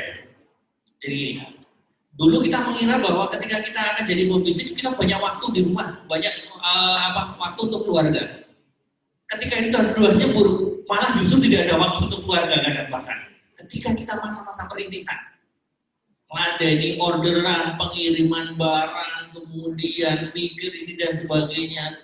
Dulu waktu kerja, ketika kita masih jadi karyawan, contoh, saya pernah jadi karyawan juga di sebuah penerbitan, karena waktu itu saya masih terjun di dunia tulis-menulis gitu ya. Ya lumayan lah beberapa buku saya hasilkan. Kalau kita jadi karyawan jam 4 selesai, tapi kalau kita jadi brand owner, subuh malam jam 12 kadang kita dapat orderan, kita melayani. Otak kita itu bekerja 24 jam. Untuk memikirkan produksi, memikirkan marketing, memikirkan branding, selling, kemasan, supplier, macam-macam gitu yang harus kita pikirkan gitu ya. Nah, kalau kita mampu nyambi, ya lakukan semaksimal mungkin dengan kita bagaimana bisa membagi itu gitu ya, mensiasati waktu itu. Tidak semua bisnis bisa kita lakukan bersamaan. Kadang kan masalahnya adalah kita punya banyak bisnis, tetapi kita ternyata punya pekerjaan utama juga. Ini kan jadi problem ya. Perhatikan teman-teman yang raksasa di dunia bisnis saat ini adalah raksasa yang mereka fokus di satu bisnis. Teman-teman pernah minum Coca-Cola nggak? Pernah nggak? Pernah ya? Coca-Cola. Coca-Cola kan bisnis minuman. Apakah Coca-Cola membuat botol sendiri? Enggak. Dia fokus pada isi minuman tersebut. Kalau orang Indonesia kita kan semuanya pengen ditangani semua gitu ya. Ya bikin botolnya, kemudian bikin stikernya, minumannya, kan dan sebagainya. Enggak, Coca-Cola enggak juga. Meskipun segede sekarang, dia tidak memproduksi botol sendiri. Karena dia fokus. Biasanya kita kehilangan arah, kehilangan ketika membangun bisnis adalah kita banyak hal yang harus kita tangani. Gedein satu dulu baru berjalan, gedein satu dulu baru mikir bisnis-bisnis yang lain. Gedein satu dulu kalau teman-teman ingin bikin anak perusahaannya. Hampir semua yang sukses saat ini adalah orang-orang yang fokus dengan satu bisnisnya. Kemudian baru merambah ini dan sebagainya. Nah teman-teman, usahakan teman-teman bisa fokus di salah satu jenis usaha yang ingin dibesarkan. Gitu ya. Itu insya Allah akan jadi kekuatan yang luar biasa. Dari saya ini karena ini terakhir kalau teman-teman semoga nanti potensi ini bisa digerakkan dan bisa difasilitasi oleh pemangku kebijakan di kampus. Oh iya, terakhir kemarin saya sempat telepon teman-teman sama Asia mensiasati kesenjangan akademik dengan dunia realitas kebutuhan pasar. Jauh sekali sebenarnya. Dunia akademik tidak bisa mengejar kebutuhan yang ada di pasar. Real. Teman-teman pelaku mungkin merasakan gitu ya. Mengubah kurikulum saja mungkin ya butuh macam-macam gitu. Padahal kebutuhan pasar itu sudah mesat jauh. Tapi di sisi akademis jauh tertinggal. Ini yang sering masalah di ini ya yang terjadi. Saya sempat bicara potensi-potensi yang mungkin bisa dilakukan oleh teman-teman jurusan bahasa Indonesia dan jurusan bahasa Inggris. Salah satu peluangnya adalah ini mungkin belum diajarkan dan tidak diajarkan saat ini di dunia akademis adalah ilmu copywriting. Ini peluangnya luar biasa sekali copywriting saat ini. Saya punya teman namanya Asa Mulkias. Dia diminta perusahaan-perusahaan internasional untuk bikin copywriting-nya di Universitas Indonesia. Jadi gini, orang Indonesia adalah orang yang paham tentang budaya, cara berpikir, cara komunikasi orang Indonesia. Perusahaan-perusahaan internasional itu kalau mau bikin branding, mau bikin copywriting, dia harus menggunakan orang Indonesia. Karena apa? Dia yang memahami budaya kita, dia yang memahami cara perilaku orang Indonesia. Nah, teman saya ini namanya Mas Asa Mulkias, satu angkatan saya di Forum Lingkar Merah di penulisan. Dia fokus di copywriting. Perusahaan-perusahaan internasional itu menyewa dia untuk bikin copywriting-nya. Dan saat ini yang megang Lazada, copywriting-nya ada teman saya, Asa Mulkias. Nah, kalau ini mampu ditangkap oleh jurusan-jurusan bahasa Inggris dan jurusan bahasa Indonesia, mampu menciptakan lulusan-lulusan dan kemampuan copywriting, seni untuk menjual. Copywriting itu adalah seni menjual dengan kata-kata, dengan kalimat. Gitu kan. Ini luar biasa potensinya saat ini. Ini baru copywriting saat ini, gitu kan, di dunia saat ini. Nanti nggak tahu beberapa tahun ke depan itu baru apa yang muncul. Mungkin 5 atau 10 tahun yang akan datang mungkin ada 2 SKS atau SKS copywriting gitu kan. Tapi 10 tahun ke depan sudah ada ilmu baru lagi.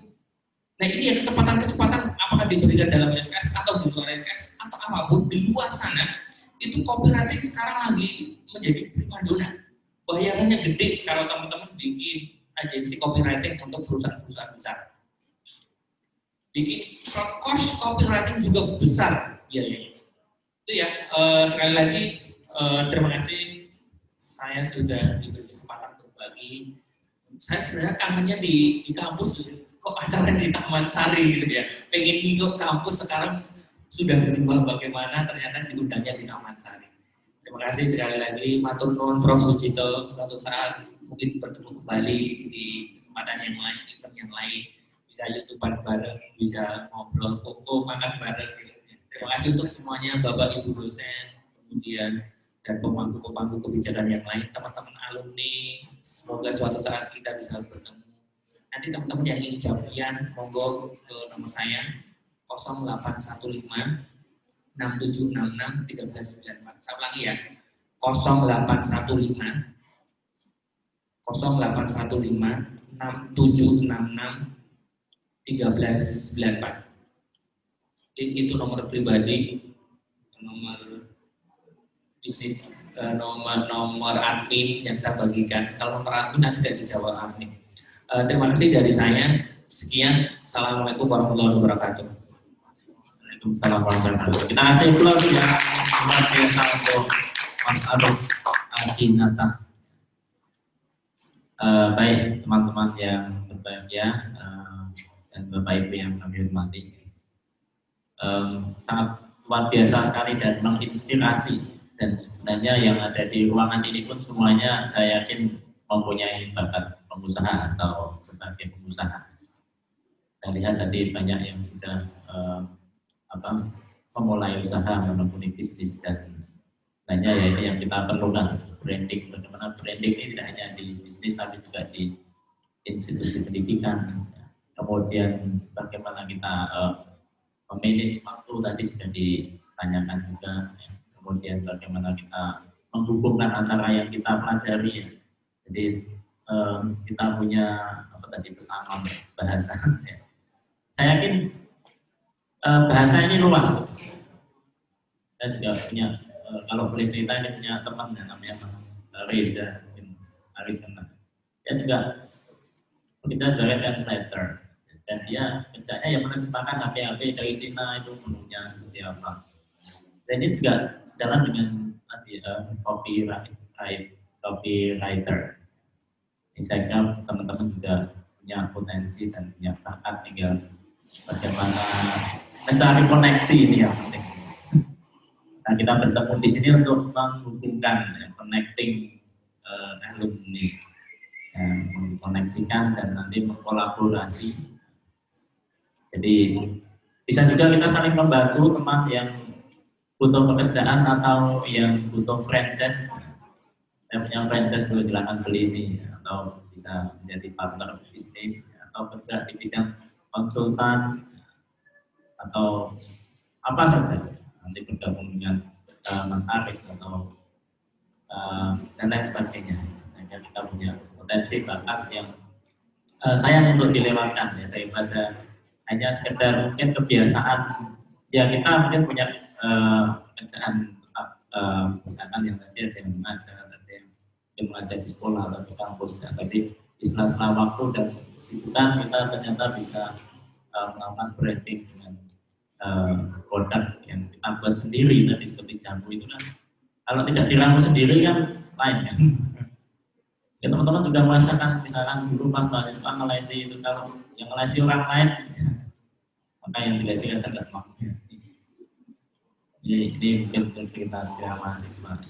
Baik, teman-teman yang berbahagia dan Bapak Ibu yang saya hormati, demikian acara saya ketemu alumni Fakultas Adab dan Bahasa Institut Agama Islam Negeri Surakarta. Saya selaku moderator, apabila ada salah kata mohon maaf yang sebesar-besarnya. Mari kita terus jaga silaturahmi dan persaudaraan. Kita juga punya grup WA di KFAB, dan di website yang FAB kita punya kolom alumni. Alumni itu silakan diisi, nanti dikoordinasi oleh Ketua IKAFAB ya. Diisi kegiatan alumni seperti apa. Kalau alumni punya branding ya, nanti bisa di-linkkan ke sana. Dan insya Allah Prof. Sucito selaku Wakil Dekan 1 yang membidangi kemahasiswaan dan alumni akan terus mensupport teman-teman semuanya, dan semuanya bisa sukses, maju, kaya, banyak sedekah dan tidak melupakan kampus JN Surakarta.